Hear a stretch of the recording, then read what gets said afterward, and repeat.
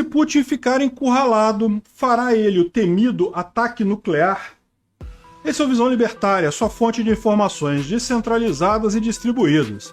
Vladimir Putin já explicou em seus discursos que não aceitará mais as regras sob as quais o mundo opera hoje.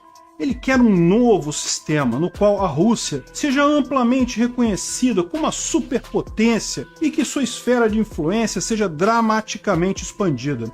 No entanto, Putin não quer que a Rússia conquiste tal posto através do comércio, da influência política ou da diplomacia. Para ele, Moscou tem o direito natural de se determinar, ou pelo menos de vetar, as decisões políticas tomadas na região que engloba os países bálticos, passando pela Polônia e até a Romênia. Na retórica do Kremlin, a Ucrânia deve desaparecer como Estado, e para isso, todas as armas, inclusive as nucleares, poderiam ser usadas para evitar a interferência de terceiros na guerra. Isso é, Putin queria apagar uma nação sem ser incomodado. Com esse intuito, Putin fez sua primeira ameaça de ataque nuclear em 24 de fevereiro de 2022. 3 dias após a invasão da Ucrânia, anunciou que havia colocado as forças nucleares russas em alerta. No primeiro momento, a estratégia funcionou. As ameaças limitaram o fornecimento de armamento ao exército ucraniano, já que os países do Ocidente temiam as ogivas russas e sua consequente poeira radioativa. Com isso, as armas ocidentais só começaram a chegar à Ucrânia quase um mês depois, e mesmo assim eram armas leves e portáteis como os Manpads. Vale lembrar que desde o início da invasão russa, a Ucrânia pedia desesperadamente sistemas de defesa antiaéreo, que foi prontamente negado pelos países membros da OTAN. E, nesse aspecto, o senador americano Mitch McConnell confessou em entrevista para a Fox News que a ajuda americana demorou demais para chegar. Com a frequência das ameaças nucleares russas, no entanto, o tom ameaçador da retórica foi perdendo seu poder de chantagem ao cair no lugar comum. E então armamentos de cada vez maior poder de fogo, como os HIMARS, começaram a ser fornecidos à Ucrânia. Em 21 de setembro de 2022, dia em que Putin anunciou a mobilização forçada de 300 mil homens, o ditador renovou suas ameaças nucleares, ao dizer o famoso e apelativo "isto não é um blefe", frase preferida de 10 entre 10 blefadores. Ele esperava dissuadir o Ocidente de enviar mais ajuda à resistência ucraniana. Putin, sabidamente, explora um cacoete mental presente em nossa cultura, a vitimização. Veja, quando imaginamos uma hipotética guerra nuclear, nos colocamos automaticamente como vítimas, e de repente a guerra real parece não mais importar. O que é a invasão da Ucrânia comparada ao fim do mundo? O historiador Timothy Snyder explica que esse é o ponto em que entra o oportunismo dos propagandistas russos, que tentam avançar a narrativa de que tudo é culpa do Zelensky. Se ele se rendesse, estaríamos todos salvos. Ou seja, essa é uma tentativa de manipular o emocional das pessoas para que elas culpem as verdadeiras vítimas, os ucranianos, mas que estão resistindo a uma invasão genocida, conforme explicitamos no vídeo Um ano de guerra imperialista de Putin na Ucrânia. O link está na descrição abaixo. Sempre que algum país anuncia o envio de um novo armamento para a Ucrânia, os opinadores gritam aos 4 ventos: escalada na guerra! A Rússia vai fazer ataques nucleares! Esse é o medo instrumentalizado por Moscou, que alastra um sentimento de ansiedade em todos nós. Para sairmos do estado de medo e apreensão, passamos a achar que a Ucrânia deve se render, para acabar logo com isso, para todos nós nos sentirmos seguros. Assim, o Putin, que já falou que a opinião pública e democracia são as fraquezas do Ocidente, tenta manipular o psicológico das pessoas. Ele quer que todos exijam que seus governos cessem a ajuda à Ucrânia em troca de evitar a hipotética catástrofe nuclear. A partir daqui, agora que revelamos a perversidade da propaganda russa, podemos discutir o assunto central do vídeo com a seriedade que ele exige. Analisando o uso das armas nucleares táticas no teatro de operações, a vantagem que elas teriam não é clara. A Ucrânia não usa grandes colunas de tanques ou enormes aeródromos para justificar sua utilização. Para atingir os alvos militares da Ucrânia, aparentemente essas bombas não possuem vantagem estratégica sobre os mísseis de cruzeiro. Quanto ao efeito moral que elas poderiam causar, segundo uma pesquisa feita pelo Munich Security Index, 89% dos ucranianos querem continuar a lutar mesmo com o uso de armas nucleares táticas por parte de Moscou. E para 93% deles, só aceitariam um acordo de paz caso os invasores retirassem de todo o território ucraniano, inclusive da Crimeia. Além disso, dependendo da direção do vento, a poeira radioativa poderia se deslocar no sentido das posições russas, ou até mesmo alcançar o próprio país. E tendo em vista a falta de preparo dos mobilizados russos, neste cenário, eles certamente entrariam em pânico e abandonariam suas posições. Isso sem contar os problemas de saúde para os civis ucranianos das regiões ilegalmente anexadas por Moscou e que agora são, pelo menos na visão do Kremlin, cidadãos russos. A Rússia também poderia perder o apoio político de nações importantes, como a China e a Índia. Além disso, seria um golpe tanto para o status russo de suposta segunda potência militar do planeta. O uso nuclear tático seria uma admissão de que seu exército, supostamente másculo e poderoso, não conseguiu derrotar, por meios tradicionais,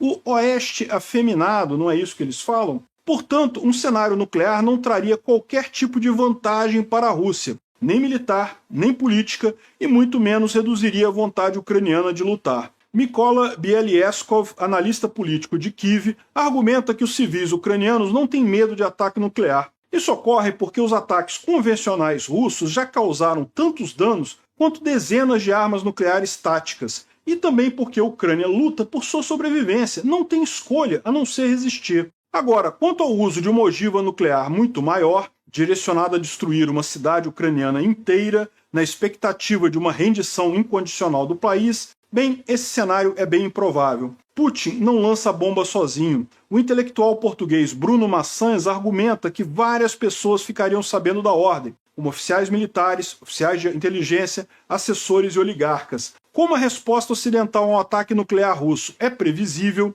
eles provavelmente estimariam que os riscos de manter o atual regime superariam em muito os riscos de derrubar Putin. Portanto, atuariam removendo Putin do poder com um golpe do Estado. Atenção, não estamos afirmando que Putin vai sofrer um golpe de Estado nos próximos meses. Só estamos argumentando que, numa situação hipotética de uma ação nuclear de larga escala, as consequências de se derrubar Putin seriam menos desastrosas para a Rússia do que as possíveis consequências de seguir com a ordem. Embora tenhamos feito uma leitura racional da situação, a propaganda russa mira o emocional das pessoas. Portanto, é comum ouvirmos alguns dizerem: "Ah, mas a Ucrânia não poderia ceder os territórios ocupados num acordo e acabar logo com essa guerra?" Bem, primeiro que, como já citado, a população ucraniana não quer isso. Os ucranianos não querem viver sob o regime russo, nos chamados campos de filtração, repletos de valas comuns para despejo de corpos. Segundo revelado pelos escritores Anne Applebaum e Stanislav Azeyev,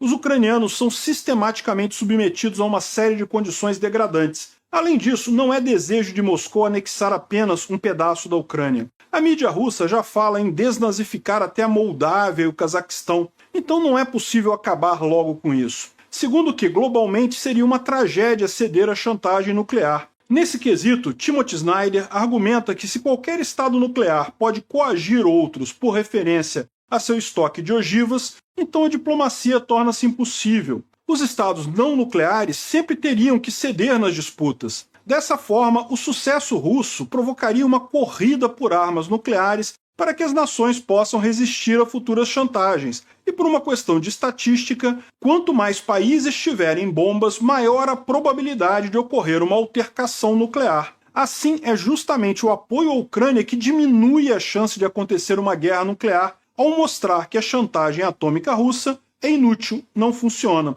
E reforçando o argumento de Bruno Maçãs, de que a elite russa agiria para impedir um ataque nuclear em larga escala, Snyder diz que a proliferação dessas armas é prejudicial ao próprio interesse russo, já que o país não é a potência na economia, nem na política e nem na ciência. O único suporte para a narrativa russa de ser uma superpotência é justamente seu arsenal nuclear. E uma vez que os vários outros países, inclusive vizinhos como a Polônia, também obtiverem um arsenal semelhante, Moscou perderia automaticamente seu status de pertencer a um grupo ameaçador e seleto de nações. Isso, para os nacionalistas russos, seria absolutamente intolerável. Snyder escreve: não há narrativa que possa restaurar a sensação de status de superpotência depois que ele é perdido. Nesse sentido, o historiador argumenta que é mais provável a Rússia recuar, retirar suas tropas da Ucrânia, do que fazer um ataque atômico e provocar, assim, uma corrida nuclear na região. Ele ainda lembra que o arsenal americano não impediu a nação de abandonar diversas guerras, e o arsenal soviético também não impediu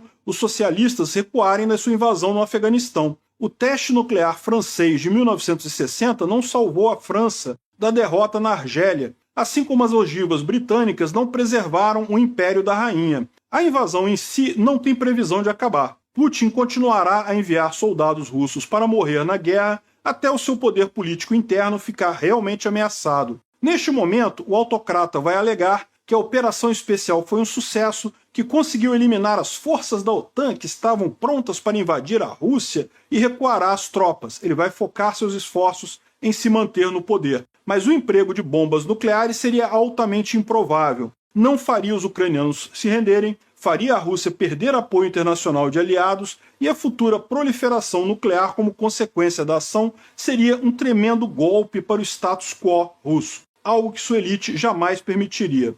Portanto, pessoal, não há razão para pânico e apreensão. As ogivas nucleares não serão utilizadas. Obrigado por sua audiência. Esse artigo foi sugerido e escrito por Estação Verão, revisado por Baby Yoda e narrado por mim, Peter Turgunia. Se você gostou desse vídeo, clique no ícone de curtir abaixo e compartilhe o vídeo em sua rede social. Se você deseja ser notificado de outros vídeos, clique em se inscrever e depois no ícone da campainha. Até a próxima!